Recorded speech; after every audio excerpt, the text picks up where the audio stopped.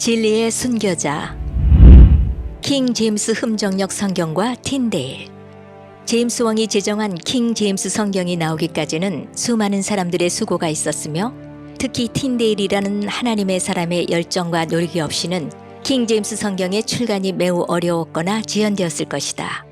이에 본 글에서는 폭스의 순교사와의 틴데일 편에 있는 내용을 중심으로 영어 성경의 역사와 틴데일의 일생을 간략히 살펴보고 이를 통해 성경을 보통 사람들의 손에 쥐어주기 위해 얼마나 많은 성도들의 희생과 노고가 있었는지 기억하고자 한다. 영국과 영어의 역사. 영어 성경의 역사를 제대로 파악하려면 먼저 영국 민족과 영어의 역사를 잘 이해하는 것이 필요하다. 주후 5세기에 로마가 영국 남부에서 군대를 철수하자 브리튼족은 섹슨족의 도움을 받아 픽트족과 스코트족의 침략을 막아냈다. 섹슨족은 북부지방에서 승리를 거둔 뒤 돌아갔지만 그 뒤에 영국 남부를 차지하려 했다. 이런 싸움은 거의 150년 동안 지속되었고 그동안에 앵글로족, 섹슨족, 여러 이교도 등이 고대 영국을 7개의 왕국으로 나누어 통치하게 되었다. 이 시기에는 영국 전체에 복음의 등불이 꺼진 상태였고 6세기 후반에 켄트의 왕이었던 에델베르트가 회심한 뒤에야 비로소 다시 복음의 불이 붙기 시작했다. 그 뒤 여러 왕국들은 주변에 좀 더 강한 왕국으로 합병되었고 마침내 주후 827년에 에그베르트는 이 모든 왕국을 하나로 통일하여 통치하였다. 섹슨족이 다스리던 시절에는 덴마크족이 계속해서 영국을 침략했고 여러 지역을 다스렸다. 그러다가 주후 878년에 엘프레드 대왕은 에딩턴 싸움에서 승리를 거두면서 기독교 신앙을 전하게 되었다. 그 뒤 150년 동안 영국인들과 덴마크족 사이에는 계속해서 전쟁이 있었고 영국 교회는 캔터베리 대주교인 란 프랑코에 의해 재조직되었다. 6, 7세기부터 영국에서는 앵글로 섹선어로 하나님의 말씀을 일반 백성에게 전해주려는 시도가 있었고 8세기 초반에는 시편과 복음서를 번역하는 일도 있었는데 이때 만들어진 번역본은 현재 대형 박물관에 소장되어 있다. 주후 735년에 비디는 복음서를 번역했으며 엘프레드 대왕은 자기 백성들이 하나님의 말씀을 읽을 수 있기를 원하여 스스로 시편을 번역하기도 했다. 10세기 후반에는 엘프릭 대주교를 비롯한 몇몇 사람들이 교회에서 읽을 수 있도록 성경을 번역했고 이로써 책을 읽을 수 없는 사람들도 하나님의 말씀을 들을 수 있었다. 그 뒤 약 400년 동안은 영어 역사에서 참으로 중요한 시기였다. 주후 1066년에서 1150년까지는 섹슨족의 언어와 노르만 프랑스어가 같이 쓰였다. 그러다가 1150년 이후에 이 두 개의 언어는 병합되기 시작했고 결국 고대 섹슨어가 아니라 절반만 섹슨어라는 의미의 반섹슨 언어로 기착되었고 그 뒤 1382년에 어느 정도 영어가 정형화된 상태에서 위클리프의 영어 성경이 나오게 되었다. 순교자 위클리프. 위클리프는 히브리어나 그리스어를 전혀 알지 못했고 당시 로마 가톨릭 교회가 공통으로 사용하던 제롬의 라틴 벌게이트 성경을 본문으로 영어 번역 성경 출간을 시도했다. 그가 번역한 성경은 잘못된 원본으로 인해 완전할 수 없었다. 그럼에도 불구하고 그가 번역한 성경은 로마 가톨릭 교회의 가르침이 성경 말씀과 너무나 다르다는 것을 보여주기에는 충분했다. 그는 성경을 번역했다는 이유로 이단으로 몰려 정죄를 받고 추례당했으나 이에 굴하지 않고 1384년에 생을 마칠 때까지 계속해서 성경을 번역했다. 그런데 그때까지는 인쇄술이 발명되지 않았기 때문에 그가 번역한 성경은 사람들이 일일이 손으로 필사해야만 했다. 보통 한 권의 성경을 필사하는데 10달 정도가 걸렸고 가격도 만만치 않아서 성경 한 권의 가격이 당시 도서관 사서의 1년치 봉급 정도나 되었다. 그런데도 많은 양의 성경이 필사되자 마침내 영국 국회는 법령을 제정하여 위클리프의 성경을 보급하지 못하게 하였다. 또한 영국의 아룬델 대주교는 교황에게 저 사악한 위클리프를 처치해달라고 요청했고 그 뒤 1408년에 그의 지휘하에 옥스퍼드 회의가 열려 어떤 형식으로든지 성경을 영어로 번역해서는 안 되며 아무도 그런 책을 읽어서는 안 된다는 것을 결정했고 이 결정을 따르지 않는 사람은 이단으로 정죄받을 것이라고 선언했다. 그 뒤 약 100년 동안 많은 그리스도인들이 위클리프의 성경을 보거나 소지했다는 이유로 위클리프의 성경을 목에 매단 채 화형을 당하며 순교하는 일이 발생했다. 그럼에도 불구하고 위클리프와 롤로도 팔아 불리던 그의 동역자들의 수고로 많은 성경이 필사되어 아직까지 170권이나 남아있음을 볼 때 그들이 얼마나 많은 노력을 기울여 성경을 번역하고 필사했는가를 확인할 수 있다. 당시의 영어 성경이 평민들의 손에 들어가자 큰 위협을 느낀 교황 요한 23세는 콘스탄스 공회를 열어 위클리프의 성경을 이단으로 규정하고 이미 죽어 무덤에 안치된 위클리프의 유골을 캐내어 불사를 것을 결의했다. 그 뒤 13년이 지나서 이들은 실제로 위클리프의 무덤을 열고 그의 뼈를 캐내어 불사르는 악행을 저질렀다. 이런 박해를 겪으면서도 성경을 보통 사람들의 손에 쥐어주려는 하나님의 사람들의 노력은 계속되었으나 손으로 일일이 필사해야만 하는 제약 때문에 원하는 대로 성경을 널리 보급할 수는 없었다. 구텐베르크와 인쇄술. 콜럼버스가 아메리카 대륙을 발견하기 약 100년 전에 독일의 멘즈라는 오래된 마을에 요한 구스플렛이라는 소년이 살고 있었다. 그의 어머니는 천주교 사제들이 글을 쓰기 위해 사용하는 양피지를 만들어 어려운 생계를 꾸려나가고 있었다. 요한은 어린 시절부터 칼로 조각하는 것을 무척 좋아했다. 어느 날 그는 불 옆에서 자기 어머니가 끓이고 있는 자주색 염색 냄비를 지켜보며 나무에다 자기 이름을 조각하고 있었다. 그런데 갑자기 글씨를 새긴 나무 조각들 가운데 하나가 염색 냄비 속으로 들어갔다. 얼른 그것을 꺼내기는 했지만 이번에는 그것이 그 옆에 놓여있던 양피지에 떨어졌다. 그가 나무 조각을 집어 올리자 그 양피지에 H라는 글자가 선명하게 인쇄되어 있었다. 세월이 흘렀지만 맨지의 이 소녀는 자기가 살던 옛집에서 그날 일어난 일을 잊지 않았다. 그때부터 그는 손으로 책을 필사하던 그 당시의 방법보다 더 쉬운 방법으로 책을 만들 수 있지 않을까 곰곰이 생각하기 시작했다. 그래서 그는 나무 조각을 깎아 그 위에 글씨를 새기고 염색용 잉크를 묻혀 여러 가지 형태로 배열하는 일을 반복하다가 드디어 서양에서 처음으로 인쇄기를 발명하게 되었다. 그 결과 독일의 구텐베르크는 누구나 다 아는 최초의 인쇄기 발명가로 역사 속에 유명한 인물이 되었다. 이 일에도 성경을 널리 보급하려는 하나님의 섭리가 있었음에 틀림이 없다. 참으로 묘하게도 주후 1450년에서 1455년 사이에 서양에서 처음으로 구텐베르크가 금속 활자로 인쇄한 책은 다름 아닌 라틴어 성경책이었다. 그리스 문화의 복원. 서양에서 인쇄술이 발명되던 당시 터키의 콘스탄티노플에서는 그리스도인들과 터키 사람들 사이에 큰 전쟁이 있었고 그리스도인들은 그 당시 전 세계에서 가장 큰 도시이자 대부분의 훌륭한 학교들이 몰려있던 그 도시에서 쫓겨나게 되었다. 그 결과 그리스 학자들은 유럽의 각처로 흩어져 살 수밖에 없었고 이 지혜로운 사람들은 그리스어 신약 성경에 대해 흥미를 갖게 되었으며 그때까지 읽어오던 구 라틴 벌게이트라는 번역 성경 대신 원어인 그리스어로 쓰인 신약 성경을 읽기 시작했다. 또한 그들로 인해 점차 사람들은 성경을 모든 사람의 언어로 번역하여 누구나 읽을 수 있게 한다면 참으로 유익할 것이라고 생각하게 되었다. 그런데 마침내 원어에 대한 연구와 인쇄기의 발명, 그리고 영어의 정형화 등으로 인해 이런 일이 실제로 이루어지기 시작했다. 순교자 틴데일. 이 같은 변혁의 시기에 로마 가톨릭 교회와 그들이 변개한 사본을 단호히 물리치고 개혁자들과 함께 순교하면서까지 영국의 평민들에게 영어 성경을 전해주고자 한 사람이 있었으니 그는 다름 아닌 틴데일이었다. 그리스도에 대한 그의 헌신과 사랑이 없었더라면 평민들이 하나님의 말씀을 손에 들고 읽는 일이 훨씬 더 늦춰졌을 것이며 킹 제임스 성경과 같은 걸출한 역본이 나오지 않았을지도 모른다. 따라서 21세기의 현대인들은 성경을 볼 때마다 성경을 보존하기 위해 피눈물 나는 노력을 하고 결국엔 자기 목숨까지 바친 틴데일에게 감사해야 할 것이다.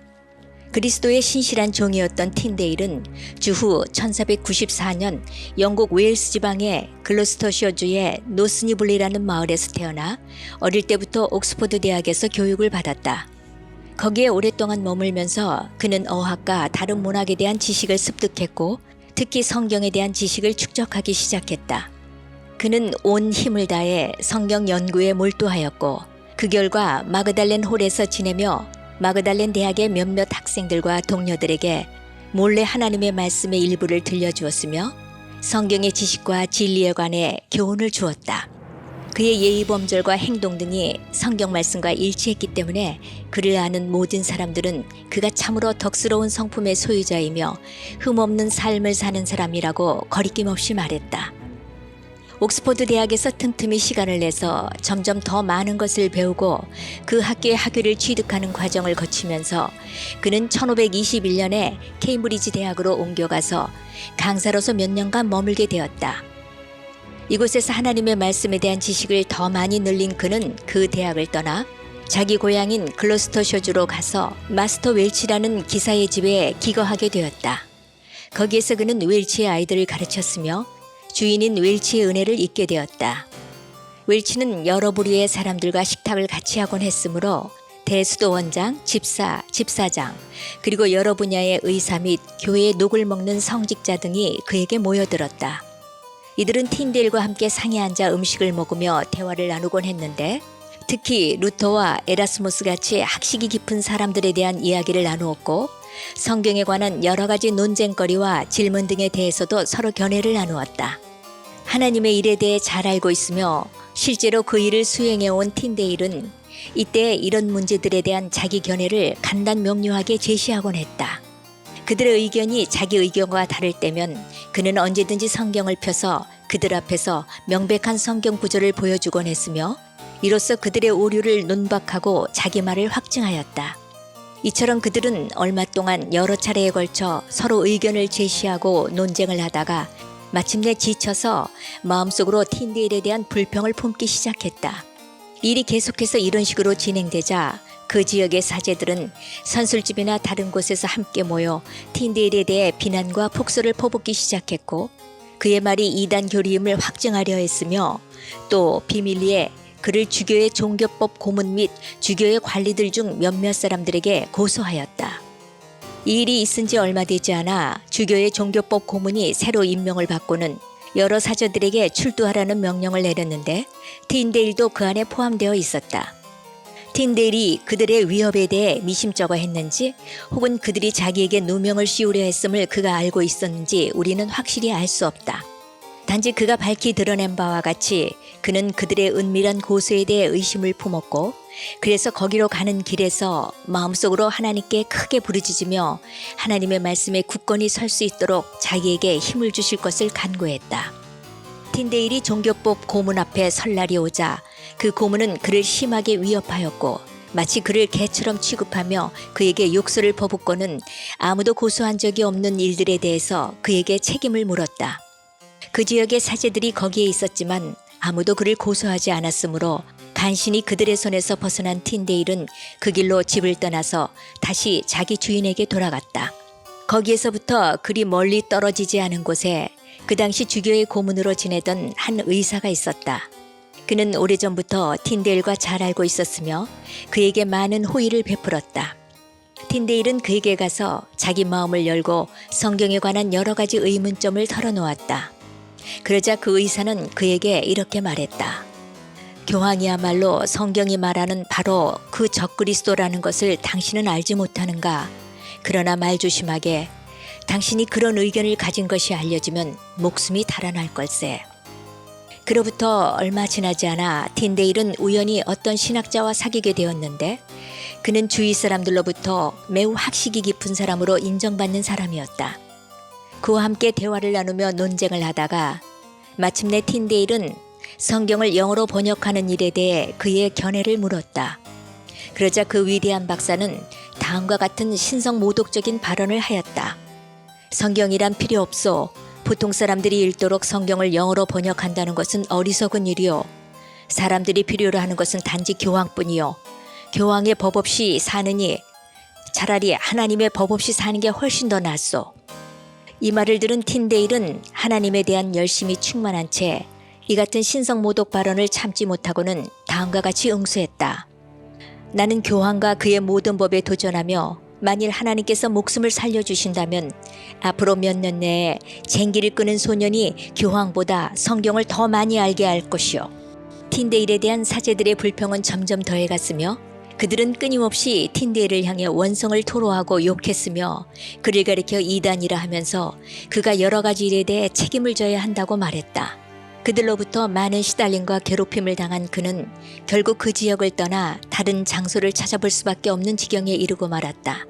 그래서 그는 자기 주인 웰치에게 가서 그의 곁을 떠나도 좋다는 호의를 잊게 되기를 간구하면서 다음과 같이 말했다. 주인이시여, 제 생각으로는 이제 제가 더 이상 이 지역에 머무를 수 없으며 비록 주인께서 그들의 손에서 저를 보호하시려 해도 저를 보호하는 것으로 인해 많은 불명예를 당하시리라는 것을 저는 확신합니다. 이 점에 대해 참으로 죄송스럽게 생각합니다.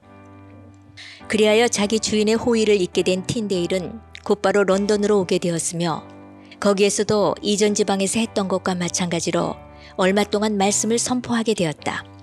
그는 그 당시 런던의 주교였던 턴스탈에 대해 깊이 생각하고 또한 턴스탈의 학식을 매우 높이 평가한 에라스무스의 추천의 말을 숙고하면서 만일 자기가 그의 일을 도울 수 있다면 참으로 행복할 것이라고 생각했다. 그래서 틴데일은 왕의 감사관인 길포드 경에게 자기가 그리스어에서 영어로 번역한 소크라테스의 연설문을 가지고 가면서 그가 자기를 위해 런던의 주교인 턴스탈에게 이야기해 줄 것을 고대했다. 그런데 그는 틴데일을 위해 그 주교에게 편지를 써주었을 뿐만 아니라 자기와 함께 주교를 방문할 것을 권유했다. 그래서 그는 편지를 써서 헬비스웨이트이라는 이름을 가진 그 주교의 종에게 편지를 넘겨주었다. 그러나 아무도 모르게 자신의 뜻대로 세상 일을 처리하시는 하나님께서는 그렇게 하는 것이 틴데일에게나 자신의 교회에게나 최상의 것이 되지 않음을 보시고 그가 그 주교의 눈에 큰 은혜를 입지 못하게 하셨다. 그 주교는 현재 자기 집에 사람이 너무 많아 틴데일을 위해 자리를 내줄 수 없다고 말했다. 이처럼 런던의 주교에게 거절당한 틴데일은 런던의 부시장 문모스의 집에 가서 자기를 도와달라고 간청했다. 그러자 그는 틴데일을 자기 집으로 받아들였는데 그 집에서 틴데일은 매우 착실한 사제로서 밤낮으로 연구하며 지내게 되었고 주인의 호의를 입어 잘 익힌 음식만을 먹게 되었다. 이처럼 1년 정도를 런던에 머물면서 틴데일은 이 세상의 행로가 무엇인지 차츰 깨닫게 되었으며 특히 복음 선포자라 불리는 자들의 행실을 눈으로 직접 보게 되었다. 그들은 교만했고 스스로 권위를 내세웠으며 특히 고위 성직자들의 거칠에는 그들의 다른 행실들과 함께 그에게 큰 불쾌감을 가져다 주었다. 그래서 그는 자기가 주교의 집에서 신약 성경을 번역할 수도 없고 또한 영국에서도 그 일을 할 수 없음을 깨닫게 되었다. 그리하여 그는 하나님의 섭리로 문무스와 다른 사람들의 도움을 받아 그 지역에서 떠나도 된다는 허락을 받고 독일로 떠났다. 거기에서 이 선한 사람 틴데일은 자신의 조국에 대한 책임감과 열정에 불타서 어떤 힘든 일이나 수고도 마다하지 않고 모든 수단을 동원해서 주님께서 자기에게 주신 하나님의 거룩한 말씀과 그 확실성에 대한 깨달음을 자신의 영국 형제들에게 나누어 주기 위해 모든 노력을 기울였다. 이 점에 대해 깊이 생각하며 자기 친구 프리스와 의논하는 가운데 그는 성경이 보통 사람들의 언어로 번역되어 가난하거나 배우지 못한 사람들도 하나님의 말씀을 명쾌히 읽게 되는 것보다 더 좋은 것이 없다는 것을 깨닫게 되었다. 또한 그는 성경이 보통 사람들에게 그들의 모국어로 평이하게 주어져서 그들 스스로 본문의 뜻을 이해하지 않고서는 그들이 진리 안에 굳게 설 수 없음을 알게 되었다. 그 이유는 일이 그렇게 진행되지 않으면 그들에게 어떤 진리를 가르친다 해도 진리를 대적하는 자들이 성경에 근거를 두지 않은 궤변이나 자기들이 고안한 전통 등으로 이 진리를 저지할 것이 분명했기 때문이었다. 또한 보통 사람들이 성경 본문의 올바른 의미를 찾아내는 경우 진리를 대적하는 자들이 본문을 조작하여 본문의 의미를 이해할 수 없게 만들 수 있기 때문이었다. 틴데일은 하나님의 성경 말씀이 보통 사람들의 눈에 가려진 것, 바로 그것이 교회 내의 모든 불행의 근원이라고 생각했다. 왜냐하면 그토록 오랫동안 바리새인들 같은 성직자들이 가증한 행위와 우상 숭배를 행해왔지만 보통 사람들은 성경이 없었으므로 그것들을 찾아내어 지적할 수 없었기 때문이었다. 그러므로 이 부패한 성직자들은 전력을 다해 성경 말씀을 짓누르려고 애를 썼으며 사람들이 말씀을 읽지 못하게 하거나 혹은 그들이 읽는다 해도 여러 가지 궤변으로 말씀의 올바른 의미를 흐리게 했다. 또한 이들은 자기들이 만든 각종 가증한 것들을 경멸하는 자들을 위협하고 속박했다. 게다가 그들은 본문의 의미와는 다르게 성경을 자기들의 목적에 맞추어 마구 뜯어 고쳤다. 그러므로 보통 사람들은 그들이 말한 것이 다 거짓임을 알고 있다 해도 그들의 교묘한 술책을 이길 방도가 없었다.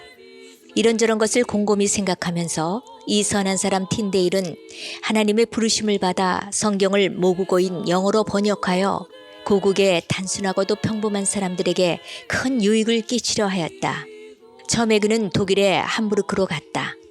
그러나 영국의 주교들과 사제들은 정탐꾼들을 고용하여 그의 일을 방해하였고 친구를 사귀지도 못하게 하였으며 그가 성경을 인쇄하는 일도 하지 못하게 하였다. 심지어 그는 신변에 큰 위협까지 느끼게 되었다. 한편 쾰른에 인쇄소가 있었으므로 그는 그곳으로 가서 자기의 성경을 인쇄해 줄 인쇄공을 찾아냈다.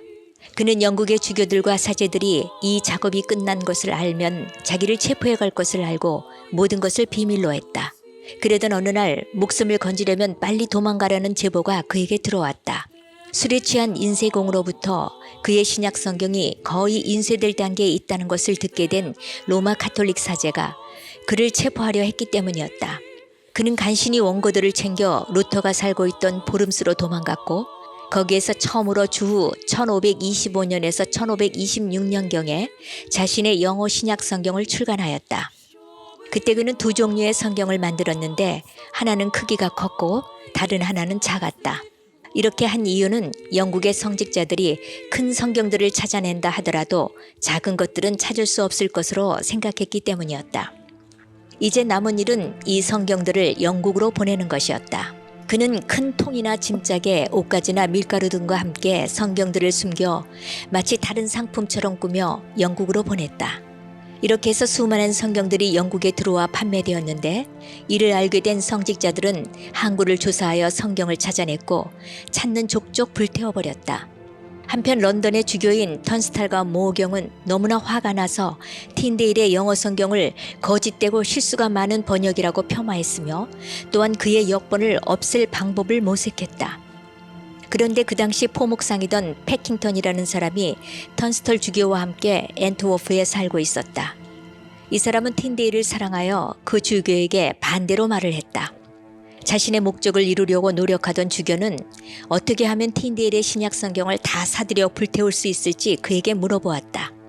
이에 대해 패킹턴은 다음과 같이 말했다.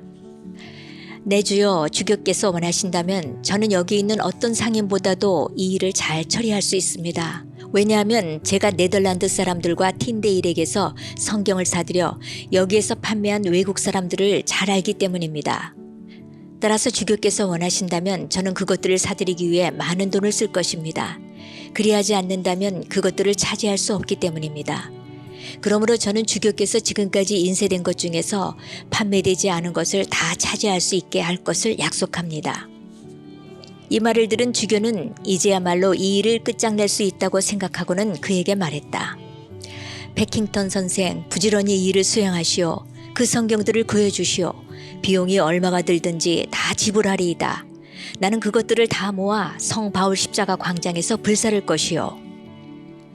이 일 뒤에 패킹턴은 틴데일에게 가서 이 모든 것을 알려주고 서로 협약을 맺었다. 그리하여 런던의 주교는 틴데일의 남은 성경을 모두 입수했고 패킹턴은 주교로부터 감사의 말을 들었으며 틴데일은 큰 돈을 얻게 되었다. 그 뒤에 틴데일은 동일한 신약 성경을 한 번 더 수정한 뒤 다시 인쇄해서 이전의 3배나 되는 양을 영국으로 보냈다. 런던의 주교는 이 사실을 알게 되자 패킹턴에게 사람을 보내어 말했다. 외부에 그토록 신약 성경이 많이 돌아다닌다니 이게 어떻게 된 일인가? 자네가 그것들을 다 사주겠다고 약속하지 않았는가? 이에 대해 패킹턴은 이렇게 말했다. 분명히 저는 그 당시 구할 수 있는 성경을 다 사들였습니다. 그러나 그들은 그 이후에 더 많은 성경을 인쇄한 것 같습니다. 그들이 활자와 인쇄기를 가지고 있는 한 이 일은 어쩔 수 없습니다. 그러므로 인쇄기까지 다 사들이는 게 가장 확실한 방법인 것 같습니다. 이 같은 대답에 주교는 웃고 말았고 그 문제는 그렇게 끝나고 말았다. 그로부터 얼마 뒤에 틴데이를 도와주던 콘스탄틴은 그 당시 영국의 종교법 고문이던 모경에 의해 특정 이단 교리에 대한 혐의로 체포되었다. 모경은 그에게 물었다. 콘스탄틴, 내가 묻는 질문에 솔직히 답변하기 바란다.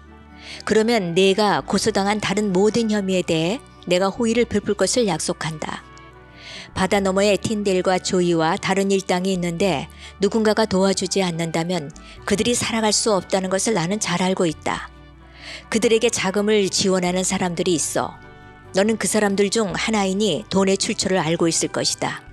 청하건대 그들을 돕는 자가 누구인지 내게 말하도록 해라. 이에 대해 콘스탄틴이 대답했다. 내 주여, 당신에게 진실을 말하겠나이다. 우리를 도운 사람은 런던의 주교입니다. 그가 신약 성경을 불태우기 위해 우리에게 엄청난 돈을 주었습니다. 그 돈은 과거에도 그리고 지금 이 시간에도 우리의 유일한 후원금이며 위로금입니다. 그러자 모경은 이렇게 말했다. 나도 그럴 것이라고 짐작은 했지만 역시 사실이군. 왜냐하면 주교가 그 일을 하기 전에 내가 주교에게 그런 일이 일어나리라고 말했으니까. 영어 신약 성경을 6판까지 출간한 뒤에 틴데일은 계속해서 구약 성경 번역에 착수했으며 1530년에 모세오경 번역을 마쳤다. 이와 동시에 그는 모든 그리스도인이 계속 읽어도 읽을 만한 가치가 있는 매우 경건하고도 학문적인 서문을 작성했다.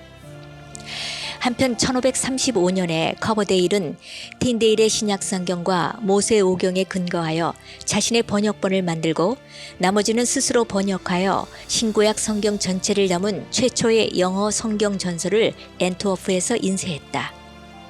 이 성경 전서가 영국에 들어갔을 때 어둠 속에 갇혀있던 온 영국 민족의 눈에 얼마나 큰 빛을 가져다 주었는지는 이루 말로 표현할 수가 없다.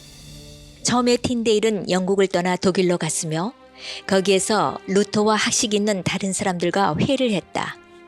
그 뒤 그는 잠시 그곳에 머물다가 다시 네덜란드로 가서 대부분의 시간을 앤트워프에서 보냈다.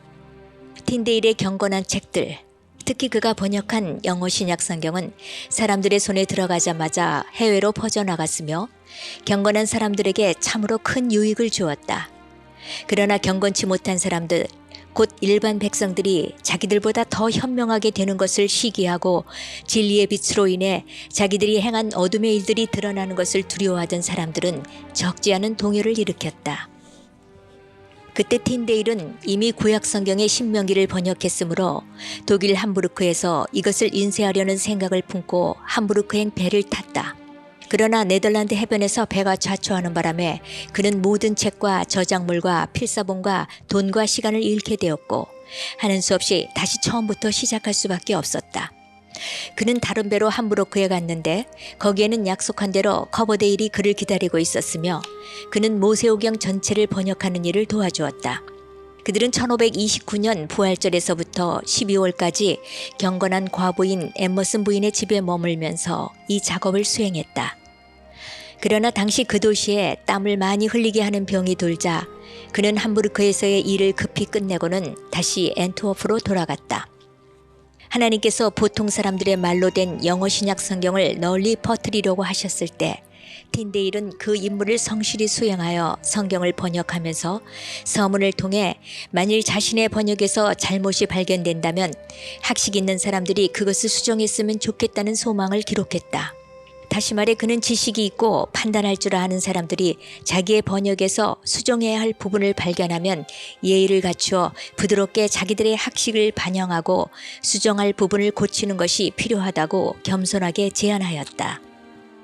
그러나 성직자들은 그 책이 널리 퍼지는 것을 원하지 않았으므로 그 성경 안에 수천 개의 이단 교리가 있으며 따라서 그 책은 수정할 필요가 없고 완전히 파기해야만 한다고 큰 소리로 주장했다.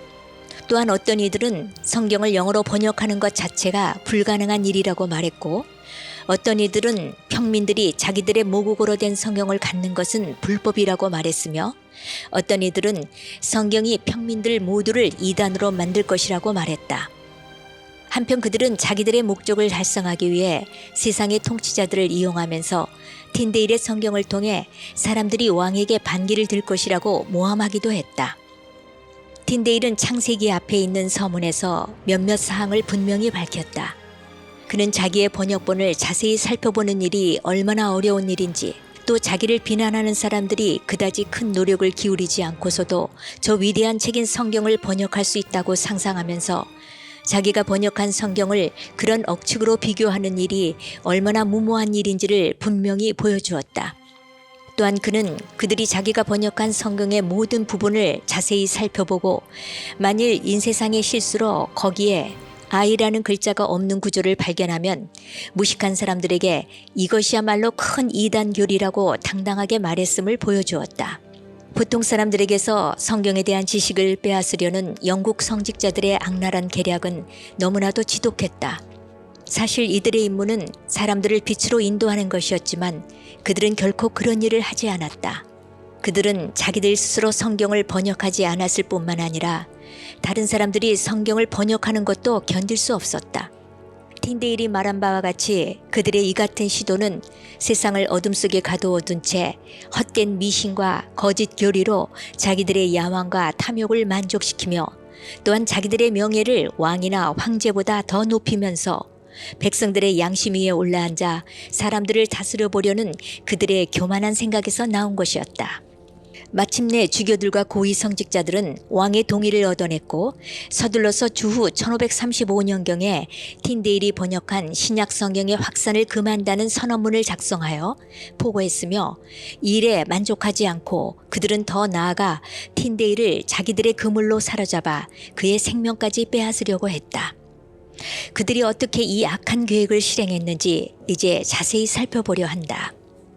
런던의 등기소에 모인 주교들과 모호경은 앤트워프에 있었던 것들을 다 가져다 놓고 틴데일에게 속한 모든 것을 열심히 찾아내어 조사했다.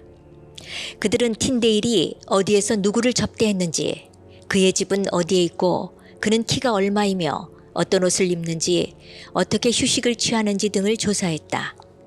부지런히 캐내어 이 모든 것을 알게 된 뒤에 그들은 이제 자기들의 업적을 확고하게 할 작업에 착수하기 시작했다. 앤트워프에 있던 틴데일은 한 영국 상인의 집을 지키는 일을 하던 포인츠라는 영국 사람의 집에서 거의 1년 동안 기거했다. 한편 1535년 5월 그곳에 필립스라는 영국 사람이 나타났는데 그는 아주 잘생긴 사람으로 신사처럼 종들을 거느리고 있었다. 그러나 그가 무슨 이유로 그곳에 왔는지는 아무도 알지 못했다. 그때 틴데일은 상인들과 함께 점심이나 저녁 식사를 하러 오라는 요청을 여러 차례 받았다. 이 기회를 통해 필립스는 그와 친숙해지게 되었고 틴데일은 곧바로 그를 크게 신뢰하게 되었으며 자기가 머무는 포인츠의 집으로 그를 데려가기도 했다. 또 그와 함께 한두 차례 점심이나 저녁 식사를 하게 되었다. 이렇게 틴데일은 그와 깊은 친분을 맺게 되었고 마침내는 그를 포인츠의 집에 거할 수 있도록 추선하였다. 한편 틴데일은 필립스에게 자신의 책들과 자신이 연구하는 것들 중 비밀에 속한 것들을 보여주었다. 참으로 틴데일은 이 배신자를 전혀 의심하지 않았다. 그러나 포인츠는 그를 신뢰하지 않았기 때문에 어떻게 필립스와 알게 되었느냐고 틴데일에게 물었다. 그러자 틴데일은 그가 정직한 사람이며 매우 학식이 있고 유익한 교제를 나눌 수 있는 사람이라고 대답했다.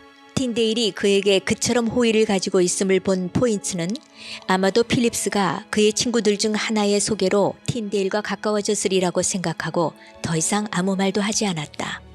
어느 날 필립스는 앤트워프에서 약 32km 떨어진 브뤼셀의 법정에 갔으며 거기에서 다시 앤트워프로 오면서 황제의 변호사인 검사장과 다른 관리들과 함께 돌아왔다. 그때부터 3, 4일 지난 뒤 포인츠는 앤트워프에서 약 29km 떨어진 읍에 가게 되었고 거기에서 한 달에서 한 달 반 정도 사업을 하게 되었다. 한편 포인츠가 없는 동안 필립스는 그의 집으로 가서 그의 아내에게 틴데일이 안에 있는지를 물었다. 그 뒤 그는 다시 나가서 브뤼셀에서 자기가 데려온 장교들을 집 근처 거리와 문 근처에 배치했다. 정오쯤에 그는 다시 돌아와 틴데일에게 가서 40실링을 빌려달라고 하며 다음과 같이 말했다. 아침에 이곳과 맥클린 사이에 있는 통로를 지나다가 지갑을 잃어버렸소. 이에 틴데일은 40실링을 그에게 빌려주었다. 권모술수가 판치는 세상 속에서 틴데일은 참으로 쉽게 사람을 믿는 순수한 사람이었다. 이에 필립스는 틴데일에게 이렇게 말했다. 틴데일, 오늘 저녁에 내 집에서 식사를 함께 합시다. 그러자 틴데일은 이렇게 대답했다. 아닙니다. 마침 내가 저녁 먹으러 가는데 당신도 함께 갑시다. 그곳 사람들은 당신을 환영할 것입니다. 저녁 식사 시간이 되자 틴데일은 필립스와 함께 나갔는데 포인치의 집에 드나드는 길은 길고 입구가 좁아서 두 사람이 함께 지나갈 수가 없었다. 틴데일은 자기 앞에 필립스를 가게 하려 했으나 필립스는 자기의 배려심을 보이기 위해 틴데일을 자기 앞에 가게 했다. 그래서 그렇게 큰 키가 아닌 틴데일이 앞에 갔으며 키가 크고 잘생긴 필립스가 그의 뒤를 따라갔다. 그런데 그는 이미 문 양쪽에 장교들을 배치해 놓았고 이들은 입구에서 누가 나오는지 볼 수 있었다. 틴데일 뒤에 선 필립스는 자기 손으로 틴데일의 머리를 가리켜서 장교들이 데려가야 할 사람이 누구인지를 알려주었다. 틴데일을 감옥에 가둔 뒤에 장교들은 그처럼 단순한 틴데일을 보고 큰 동정심을 갖게 되었다고 포인치에게 말했다. 그들은 틴데일을 황제의 변호사에게 데려갔으며 거기에서 그는 식사를 했다. 그 뒤 검사장이 포인치의 집에 와서 틴데일의 소유물, 곧 그의 책들을 포함한 모든 것을 가져갔다. 이로써 틴데일은 앤트워프에서 약 29km 떨어진 브뤼셀 근처의 빌보르드 성에 갇히게 되었다. 감옥에 홀로 남게 된 틴데일은 변호사와 검사를 제공해 주겠다는 제안을 받았지만 자기가 스스로 답변하겠다고 말하며 이 제안을 거절했다. 그는 또한 자기를 고소한 사람들에게 오히려 복음을 선포했으며 성 안에서 그와 대화를 나눈 사람들은 만일 그가 훌륭한 그리스도인이 아니라면 과연 누가 훌륭한 그리스도인이겠느냐는 진술을 했다. 마침내 신문이 시작되었고 많은 변론이 있었지만 아무런 변호도 소용이 없었다. 그는 죽을 이유가 전혀 없음에도 불구하고 황제의 칙령으로 아우구스부르크 집회에서 유죄 선고를 받았다.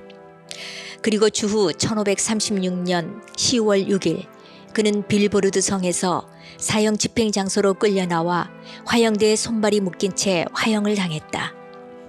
이들은 그를 화형시키면서 불로 인해 고통이 증가하기 시작할 때에 그의 목을 졸라매어 그가 사망하게 하였다.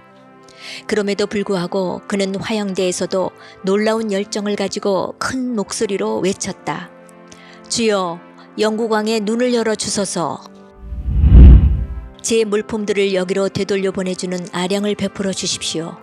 우선 따뜻한 모자가 필요합니다. 극심한 추위로 인해 저는 머리에 심한 고통을 겪고 있고 계속되는 감기로 고통당하고 있기 때문입니다. 여기 감옥에서 이 증세가 매우 악화되었습니다. 또한 따뜻한 웃옷이 필요합니다. 현재 제가 입고 있는 것은 너무 얇습니다. 또 제 각반을 기울 헝겊 조각이 필요합니다. 제 외투는 다 닳았고 셔츠 또한 그렇습니다. 또한 제가 바라는 것은 저녁에 초가 있었으면 하는 것입니다. 사실 어둠 속에 홀라 앉아있기가 너무나 지루합니다. 그러나 무엇보다도 더 바라는 것은 저의 히브리어 성경과 히브리어 문법책 그리고 히브리어 사전을 가질 수 있도록 친절을 베풀어 주십사 하는 것입니다. 이는 저의 시간을 히브리어 성경 연구로 보내기 위함입니다. 겨울을 나기 전에 제게 어떤 다른 결정이 내려진다 할지라도 저는 인내하며 내 주 예수 그리스도의 은혜의 영광에 이르기까지 하나님의 뜻 안에 거할 것입니다. 그분의 영께서 늘 각하의 마음을 인도하시길 기도하고 바라옵니다. 아멘. 하나님의 말씀을 번역한 죄로 체포되어 1535년 겨울 빌보르드 성에 감금되었던 틴데일이 라틴어로 써서 성주 앞으로 보낸 편지로서 현재 유일하게 남아있는 그의 친필기록. 감옥에 있었던 약 1년 반 동안에 그가 간수와 그의 딸과 그의 다른 가족들을 회심시킨 것을 보면 그의 가르침이 얼마나 능력이 있었고 삶이 얼마나 성실했는가를 알 수 있다. 그가 번역한 신약 성경이 이단 교리들로 가득 찼다며 대적들이 심하게 트집을 잡았으므로 틴데일은 친구 프리스에게 다음과 같은 편지를 보냈다. 우리가 우리 주 예수 그리스도 앞에 나타나게 될 그날에 하나님께서 증언해 주시기를 바라노니 나는 결코 내 양심을 거슬러 하나님 말씀에 단 한 음절도 바꾸지 않았으며 땅 위에 있는 모든 것, 즉 명예와 쾌락과 재산을 내게 준다 해도 결코 그렇게 하지 않을 것이다. 주여, 영국 왕의 눈을 열어주소서. 틴데일이 죽은 뒤 2년 만에 이 같은 그의 기도가 이루어져 1538년에 영국의 헨리 8세는 각 교구의 교회에 그레이트 성경을 비치하라는 명령을 내렸다.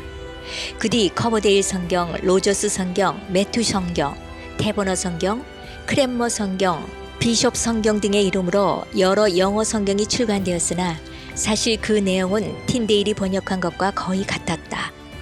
또한 그의 번역은 1611년에 출간된 킹 제임스 성경에 70에서 80% 이상 그대로 반영되어 21세기를 사는 우리에게까지 전해 내려오고 있다. 보통 사람들의 손에 하나님의 말씀을 쥐어주려 했던 틴데일의 숭고한 정신은 1611년 킹 제임스 성경의 번역으로 이어졌고 18, 19세기 전 세계를 복음화하는 일로도 이어져 우리 민족에게도 예수 그리스도의 복음이 들어오게 되었다. 지금 우리는 너무나 쉽게 하나님의 말씀을 구할 수 있으므로 이것이 얼마나 귀중한지 느끼지 못하고 있다. 부디 이 작은 글을 통해 하나님의 말씀의 소중함을 다시 한번 깨닫고 위클리프나 틴데일 그리고 롤로드파 사람들과 왈덴시아파 사람들 같은 선구자들의 순교 정신을 본받아 올바른 성경을 지키고 후손들에게 물려주는 일에 온 힘을 기울여야 할 것이다. 이 글은 2021년에 출간된 우리말 킹제임스 흠정역 성경 마제스티 에디션의 부록에 들어 있습니다. 이제 독자께서는 인류 역사 최고의 성경인 1611년 영어 킹제임스 성경을 우리말로 읽으며 원어와 영어의 감동을 생생하게 느낄 수 있습니다. 우리말 킹제임스 흠정역 성경 마제스티 에디션은 생명의 말씀사에서 판매되고 있습니다. 성경을 사랑하는 모든 분들에게 우리 주 예수 그리스도의 큰 은혜와 화평이 충만히 넘치기를 기도합니다. 샬롬. 킹제임스 흠정역 성경 마제스티 에디션 주 번역자 사랑침례교회 목사 정동수.